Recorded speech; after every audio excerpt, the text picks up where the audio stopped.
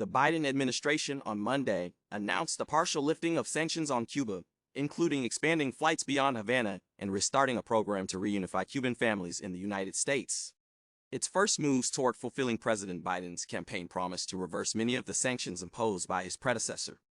The changes, which also include relaxing the ban on remittances, were announced after a lengthy review of Cuba policy.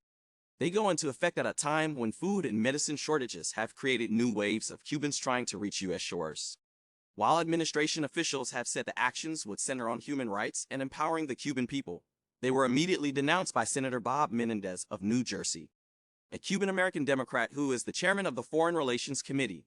He said that today's announcement risks sending the wrong message to the wrong people at the wrong time and for all the wrong reasons.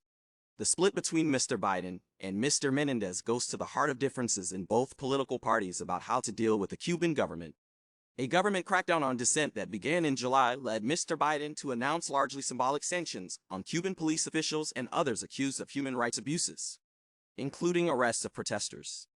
But it also made it harder to fulfill his campaign promise to restore the kind of relationship the Obama administration envisioned and which Mr. Biden endorsed as vice president.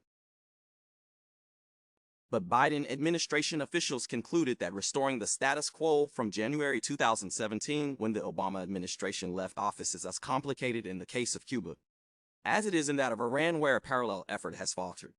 The Biden administration's policy review concluded that the best way to bring about change in Cuba was direct engagement with its people, not its government, which had also been the underlying logic of President Barack Obama's opening to Havana. The administration has argued that it is shipping technology to Cubans to help them avoid government censorship and to help 20,000 people rejoin family members in the United States. The largest program that is being revived is the Cuban Family Reunification Parole Program, which allowed up to 20,000 immigration visas to the United States each year. The State Department is expected to announce that it is stepping up the approval of visas at the embassy in Havana. There are 22,000 applications. Officials said that no one has acted on in the past 5 years. The administration is also relaxing the ban on family remittances of $1,000 a quarter to make sure the payments go to individuals, not businesses. But it is unclear how the movement of money will be accomplished. The main financial processing firm, called FinCimex, has been run by the Cuban military.